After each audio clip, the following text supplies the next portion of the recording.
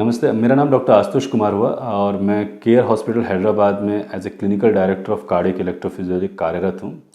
आज हम लोग EP study conventional means 2D versus 3D इसमें क्या डिफरेंस है और क्यों किया जाता है इसके बारे में संज्ञान लेंगे। सो 2D मीन्स एक्सरे बेस्ड में जो हम लोग कैथ लैब में पेशेंट को लेते हैं, उसके बाद जो हमने बताया कि पिछले वीडियो में कि 3 कैथेटर्स को हम लोग यूज़ करते हैं। इस कैथेटर से जो कि लोकल एनेस्थीसिया के थ्रू पैर के रास्ते मीन्स फीमोरल रीजन से हार्ट के अंदर में लोकेट किए जाते हैं। इससे हार्ट की सारी इलेक्ट्रिकल एक्टिविटी को हम लोग कंप्यूटर पर लाते हैं और एक्सरे जो कहते हैं कैथ लैब में जो एक्सरे रहता है उसके थ्रू हम लोग लोकेट करते हैं कि हमारा कैथेटर कहाँ पर है और वहाँ पर इलेक्ट्रिकल एक्टिविटी कैसे चल रही है। दोनों को हम लोग कंपेयर करते हैं एंड उसके बाद हम लोग उस लोकेशन को फिक्स करते हैं कि ये लोकेशन से ही इनका करंट का लीक हो रहा है या करंट में एक्स्ट्रा बीटिंग्स आ रही है। उस लोकेशन पर ये जो हम लोग कहते हैं एब्लेशन कैथेटर, उस एब्लेशन कैथेटर को उस लोकेशन पर ले जाया जाता है, रखा जाता है और इससे हम लोग कहते हैं आरएफ एनर्जी, लेज़र एनर्जी को फ्लो कराया जाता है और उस एरिया को पूरी तरीके से मतलब शून्य कर दिया जाता है। मतलब कहा जाए कि मतलब पूरी तरीके से डीएक्टिवेट कर दिया जाता है, वहाँ से फिर करंट फ्लो नहीं करता और वो सील ऑफ हो जाता है। और इसको अगर समझना चाहें तो इसको जैसे हम लोग कहते हैं कि पंचर लगाने की जो साइकिल या गाड़ी में अगर कभी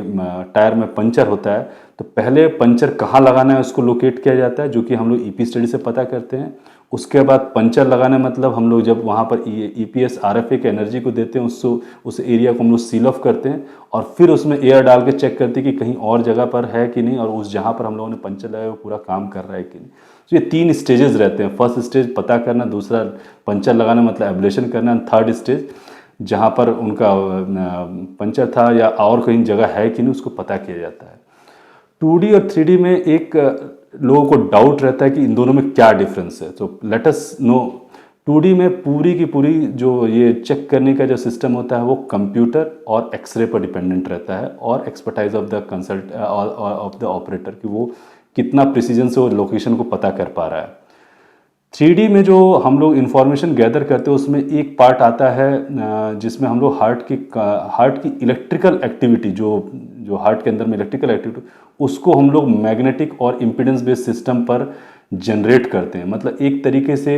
हार्ट के अंदर की जो करंट एक्टिविटी है उसको हार्ट के चेस्ट के ऊपर, मतलब जैसे जिस तरीके से हम लोग ईसीजी का पैच लगाते हैं उसी तरह से कुछ पैचेस रहते हैं जो फ्रंट और बैक और बैक रीजन में लगा के हार्ट की इलेक्ट्रिकल एक्टिविटी को कंप्यूटर पर लेकर जाते हैं और उस कंप्यूटर पर ले जाके उसकी हार्ट की एनाटॉमी को हम लोग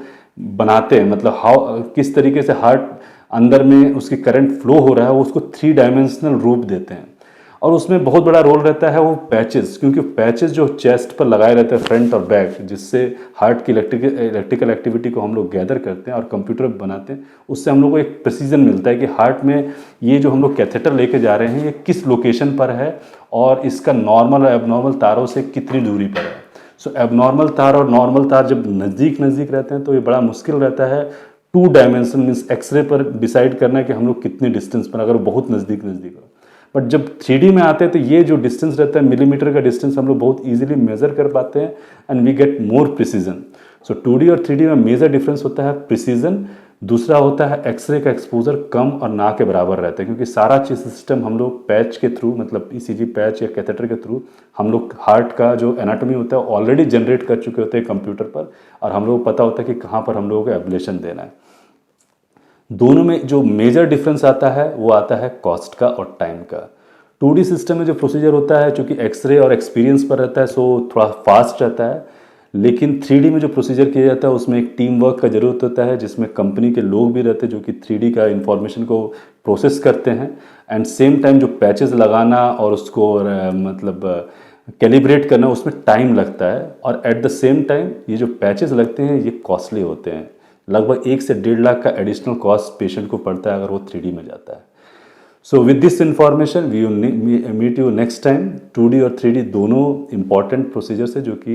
हार्ट में जब करंट की एबनॉर्मलिटी अरिथमिया रहता है उसमें चेक किया जाता है और ये दोनों इंफॉर्मेशन से हम लोग हार्ट में आरएफ एब्लेशन करने में मदद मिलती है। Thank you so much.